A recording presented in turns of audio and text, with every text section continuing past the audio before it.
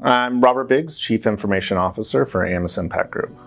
I help coordinate all of the technology work and services that we provide to our schools. So everything from making sure that the Wi-Fi is working, the Chromebooks are available for the students, the projectors are operating in the classrooms, and that the back office and administration have all of the data tools that they need in order to make effective decisions.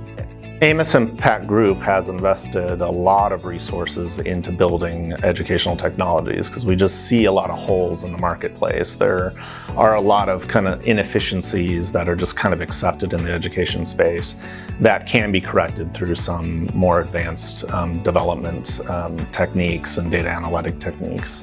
So we provide services for everything from the data that comes out of the cable that goes into the telephone or the computer, to the Wi-Fi, to your email, data storage, data security, and data analytics. We're building advanced technologies for schools so that schools have more access to their data. Right now, one of the big problems that we have in ed tech is that you have sometimes 12, 15 separate systems. So we have built some technology that allows us to integrate across these platforms, build standardized data reports with human readable visualization of your data so that you can then make smart decisions. You can drill down and pull in your assessment data, drill down into the individual student cards to view how an individual student is doing. You can pull advanced reports that give you information about, like for example, there's maybe 5 students in a class that need focused attention on one specific subject matter so that your interventionists and parapros and teachers can help those students with those specific tasks. You can implement any technology platform, but if people don't know how to use it or don't know the purpose for it, it's useless, or worse than useless. You can't actually trust the data that's in those systems.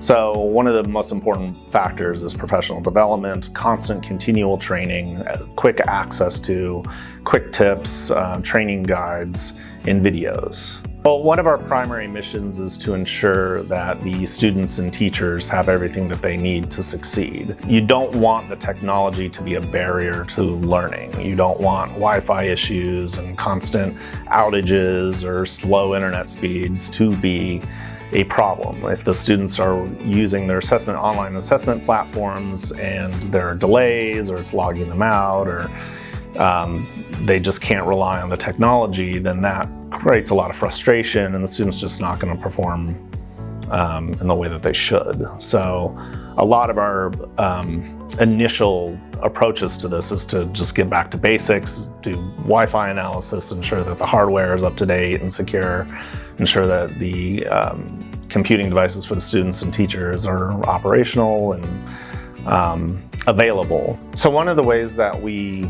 ensure that the students have access to the technology and experience with the technology is to integrate the use of Chromebooks, laptops, PCs into the overall educational plan. There isn't just like 1 or 2 hours set aside a week where a kid goes to a computer lab and sits down and sits in front of the computer for 45 minutes. It's actually baked into how we provide all of a majority of our lesson plans.